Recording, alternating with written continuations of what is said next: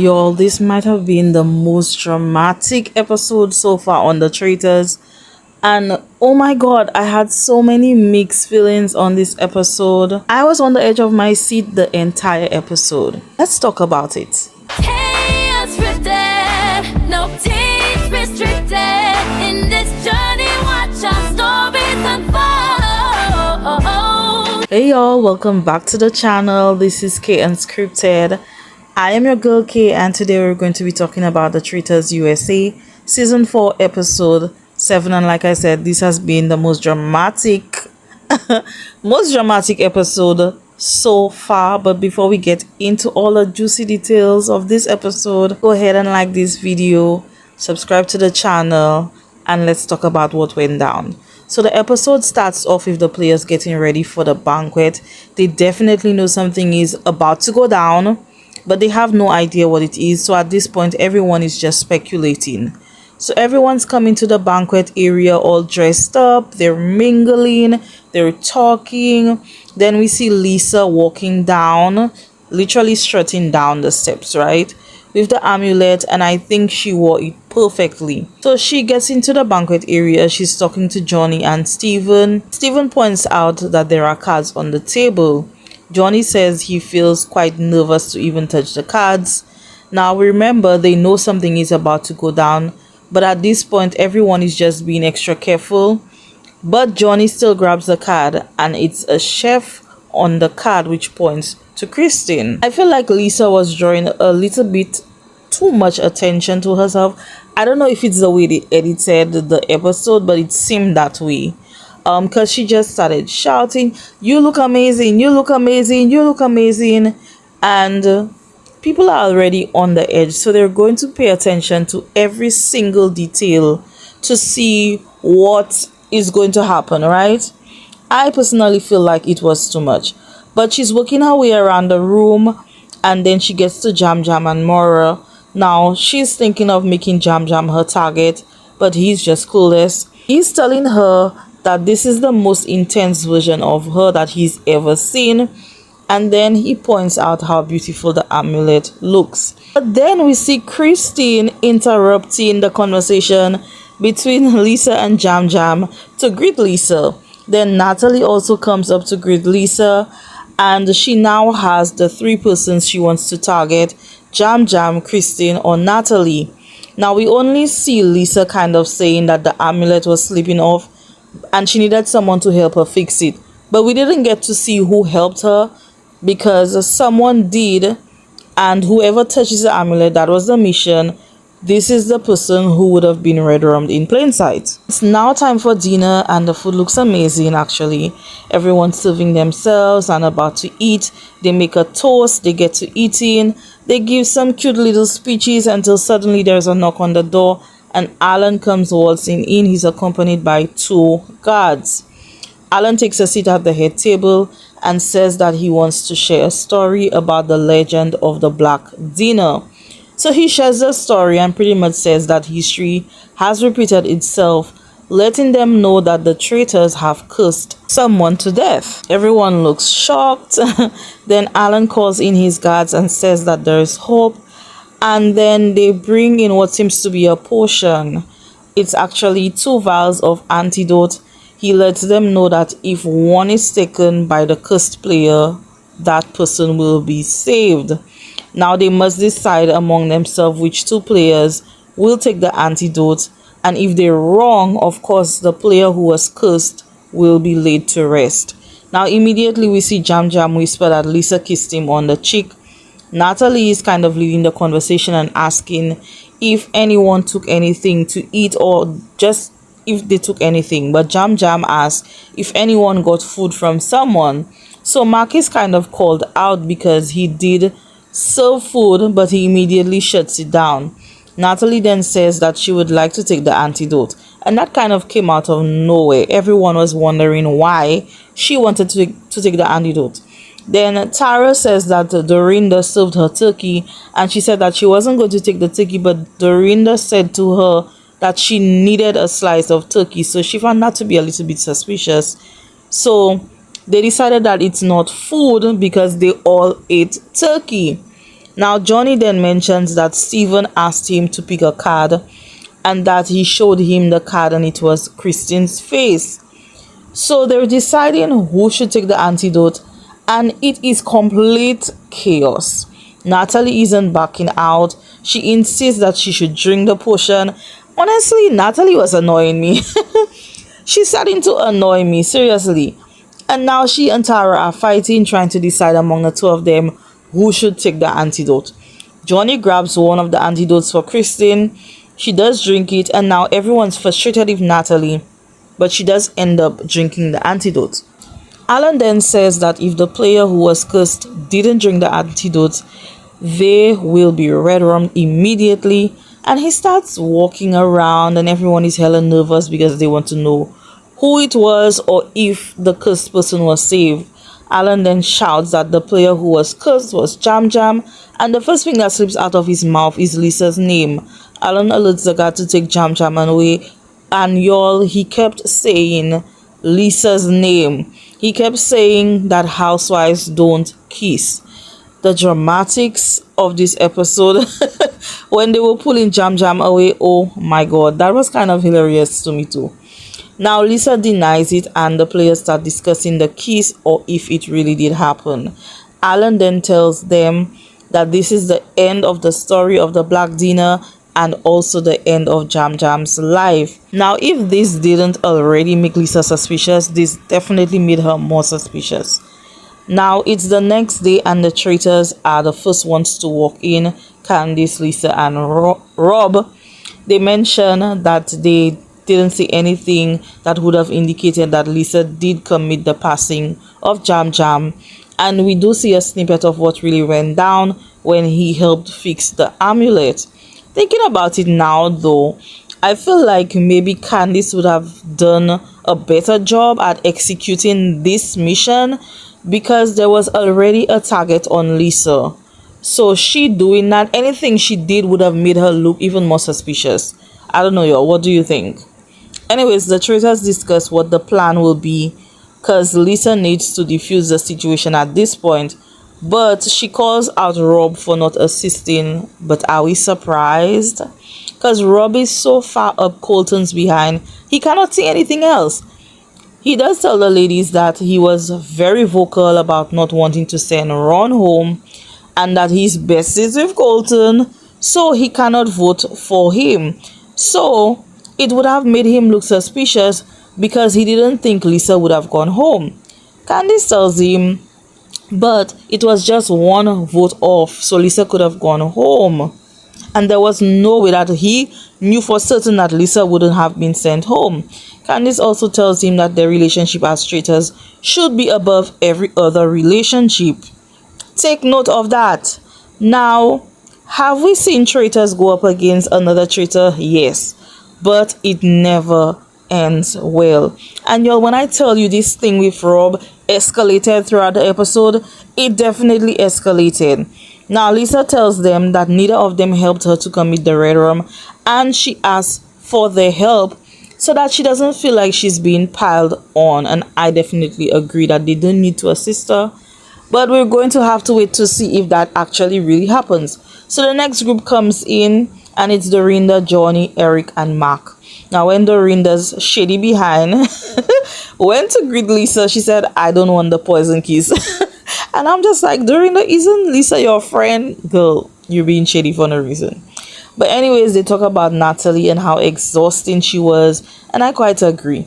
Candice also tries to do some damage control with the kiss for Lisa, but we still see Rob being extremely quiet and not even defending Lisa when they just agreed that this is what the plan is going to be. The next group comes in. It's Maura, Colton, and Stephen. They talk about Jam Jam and how they thought he should have spoken up, but Lisa straight up said that her name was mentioned by Jam Jam. So Colton says, well, actually he said you kissed him. Lisa said, no, I didn't. I air kissed him, but you're a dog with a bone and you're not going to drop it. Lisa ain't playing with you, Colton, and stop acting like you're innocent because you're not. I am so ready for Colton to be gone. Oh my god, I just cannot see his face on my screen anymore. Now the next group comes in for breakfast is Christine, Natalie, and what the hell is Natalie wearing? Oh my god. Tara is also there. When Tara sat down, she does apologize to Dorinda. Dorinda says, girl, it's okay. We were all paranoid. Natalie also apologized and said that she chose herself over other people. And y'all, why did Lisa say, yes, you did? Now, another thing is pointing out that Lisa had been very quiet and then all of a sudden being more talkative. That would have made her look suspicious to me too. Alan then walks in and he briefly mentions that the night was rough because they weren't able to save Jam Jam, and he tosses that picture away as usual. So he gives a little hint about the challenge for the day, that it was monumental and the players looked so over it. Now, Johnny and Mark have a little chat between themselves about Natalie, and they have this theory that gamers will target another gamer to keep the heat off themselves. So they're really suspicious of Natalie at this point. Now get ready, because we know side conversations are about to happen. In the kitchen area, it's Colton, Johnny, Christine, Candice, Eric, and Dorinda, and yet again, Colton is leading a conversation, and I'm confused because I thought he said he would let other people lead conversations and stay out of it. But Colton just cannot help himself, right? Candice says that Natalie made her suspicious because it seemed like she was so in a rush to get the potion to keep it from getting into the hands of a faithful. But clearly some people still have Lisa on their radar. They will not buying it at all. Then we see a chat between Natalie and Tara. Tara tells her that the way she was so adamant about not letting her have the potion made her look like a traitor. Natalie says that would have been her exposing herself, but when she saw it was Jam Jam who was red rum, she actually did feel really bad. Lisa joins into the conversation with them. Natalie pretty much asks her to sit in with them and says that they're just discussing what went down at the banquet. She says that 2 gamers have been targeted, and the same slip up that Portia made is the same slip up that Natalie made, because she said we red rummed one. Now Lisa has some ammunition going into the round table, and she's going to use that as leverage to get out of anyone pointing the finger at her, or so we think. We then see another conversation between Mark, Johnny, Maura, and Steven, and they also found it suspicious how Natalie behaved. Maura brings up that Jam Jam mentioned Lisa's name. Then Rob tells them that he's about to share something but wants them to keep it really low-key. Now, I was bringing my ears closer because I needed to hear what Rob was about to say. He tells them that when 2 people have 2 different versions of the story, that someone is lying. He throws Lisa under the bus and says that Lisa did kiss him on the cheek too. Oh my god, y'all, when I tell you, oh my god, my nerves were worked, okay? Because Rob, what are you doing? He says that Jam Jam has no reason to lie, so why would he? And I'm just like, oh child, Rob. Oh my goodness. Now let's get into this mission, y'all. For this mission, the players must race to the top of a hill to a monument. They must collect as much gold as they can and carry it to the top. Alan also says that the 6 players with the most amount of gold will get a chance to play for something far more valuable, which is a dagger. The dagger will give a player 2 votes at the round table. Child, we know how it's about to go down. They all have a bag which starts them off with $500, and y'all, they were bolting up that hill. Let me tell you, they're trying to find the gold. Now, Rob and Colton were kind of in the lead. They get to the first stop and they quickly grab all of the gold. And it seems like Rob had more than Colton.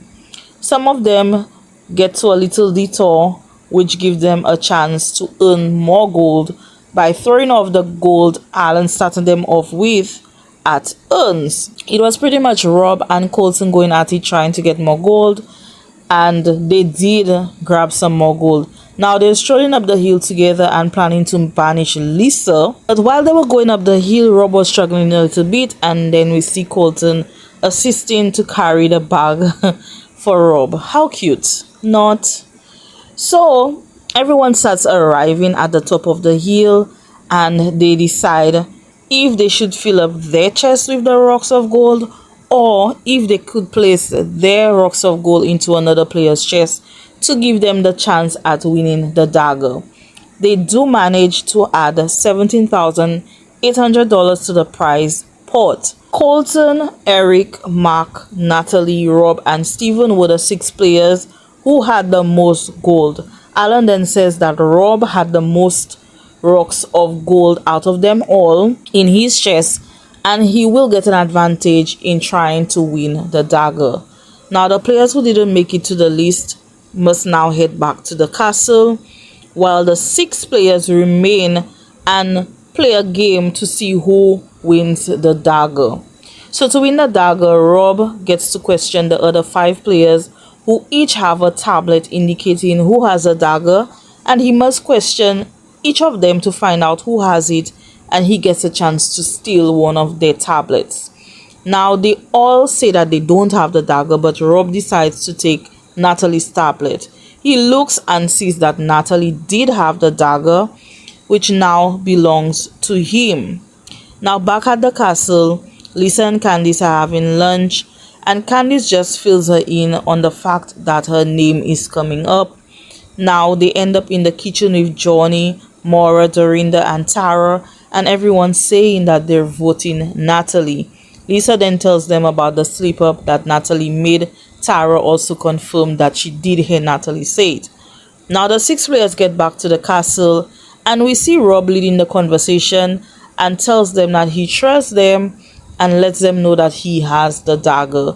He then tells them that they should make a pact to not tell anybody out of them who has a dagger, because that would make a target on his back, and they all agree to not tell anyone else that Rob has the dagger. Steven joins the group in the kitchen, and they immediately start questioning him, asking him what went down, what happened, and he says that there was a pact made, so he's not going to tell them. And I'm just like, that was dumb. I would have just said, no, I didn't win, or no one said who has the dagger, but to actually come out and say we made a pact, I feel like that was dumb. But they also do agree as a collective that they're voting for Natalie. Then we see Eric, Rob, and Mark having a conversation, and they decide to vote for Lisa. Rob joins Steven and Tara in the library. Colton also joins, and he says that they're voting for Natalie. Then Natalie joins and says that it's either she or Lisa, but she feels like Lisa is the one egging on her name, right? Now it's round table time, and it's about to go down. Alan comes in and tells them that the floor is theirs. We know the discussion is now open to hear what they have to say. Lisa starts off by saying what happened when she and Tara were in the library. Natalie denies it at first that she said that. Tara then says she did hear it, but Natalie says that sometimes you make slip-ups, but she feels like Lisa is just trying to get the heat off of her. Johnny then brings up that him and Natalie were the 2 persons whom Steven had sliced turkey for, yet she rushed to get the antidote, knowing that they both couldn't have been cursed, and he said to him that came off a bit suspicious. Now Mr. Colton, here he comes, the same one who said he's not going to be engaging, he's going to let somebody else talk. He now says he would like to talk about Jam Jam, and says that he knows that he can trust Jam Jam now, and then directs his question to Lisa and asks why Jam Jam would come at her so aggressively. Lisa just says that she doesn't know, and I feel like Lisa needs to give a little bit more. Defend yourself a little bit more, Lisa. You cannot just wait for people to fight for you. You have to fight for yourself. Maura butts in and says that she's certain that she saw Lisa kiss Jam Jam, and was hoping that she didn't kiss her as well, because she didn't want her to ruin her makeup. But Lisa keeps denying it. Funny enough though, the kiss wasn't even what was needed to be done to red rum someone at the banquet, but they're stuck on this kiss, and I don't understand why. Dorinda then calls out Mora and says no, she didn't kiss Jam Jam on the cheek, and she definitely saw Lisa kiss Jam Jam and Mora. Now the two of them are going at it. Furthermore, she's surprised at how Mora is always quiet but always quick to jump on the bandwagon. Rob then says that they need to take their emotions out and pretty much defends Natalie by saying that Natalie has nothing to gain from taking the antidote, and why would she intentionally put a target on her back? When I tell you my eyes were starting to roll, y'all, I was getting nervous at this conversation because where is Rob going with this conversation? He then says that he can't really tell if people are lying to his face or not, but he does have what Jam Jam said, and it's that Lisa is a traitor. And now I'm rolling my eyes like, oh my god, Rob, shut up, please, please shut up, Rob. Are you dumb? What are you doing? I don't know why Lisa didn't defend herself better than that, but it's now voting time. Alan asked if the holder of the dagger would like to use it because they get 2 votes at any round table, the next 4 round tables, but Rob decides to hold off on using the dagger. But y'all, the votes were going between Lisa and Natalie, and I think Candice made a statement when she voted for Rob. Ultimately, though, they decided to vote for Lisa to be banished from the game. Surprisingly, though, well, now, I mean, after all what I've said, it's not that much of a surprise. Rob clearly targeted Lisa. He too voted for Lisa to be banished. Now we get to the moment of truth. Lisa does reveal tearfully that she is a traitor. Of course, the group jumps in excitement and in joy because they clearly caught a traitor. Then we hear Colton rejoicing, saying that he finally took a housewife down, and I'm just like, that's a bit much. I don't know, y'all. Every time I see Colton, every time I hear him say something, it is so cringy. Oh my goodness. Now he's having a conversation with Johnny and he's buttering Johnny up, right? Now he's trying to convince Johnny that Steven is a traitor. Something about Steven doesn't feel right to him. Now, when I tell you I was so pissed at this conversation with Colton, Maura, and Rob, I was pissed because why is Rob asking them if they think it was a turret filled with housewives? Because Colton kind of pointed out that Candice voted for Rob and it was just out of the blue, right? I was ready to knock him upside his head because what are you doing, Rob? He works my nerves. Worked my nerves when he was on Love Island, and he's still working my nerves now. Is he and Tom Sandoval related? Because it's giving they're cut from the same cloth. Anyways, y'all, Candice and Johnny have a conversation before heading to bed. Johnny is clocking how Rob used the same language as Colton. They all know that they are besties, right? And he now thinks that they both are traitors.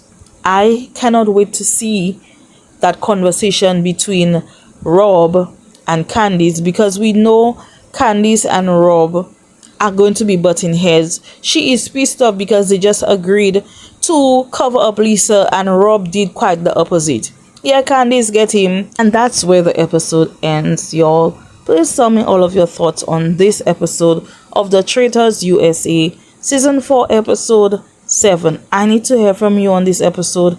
Are you Team Candice or Team Rob? Do you think Rob made the right move? I'd like to hear your thoughts. And as usual, like this video, subscribe to the channel, and I'll see you all in the next one. Bye.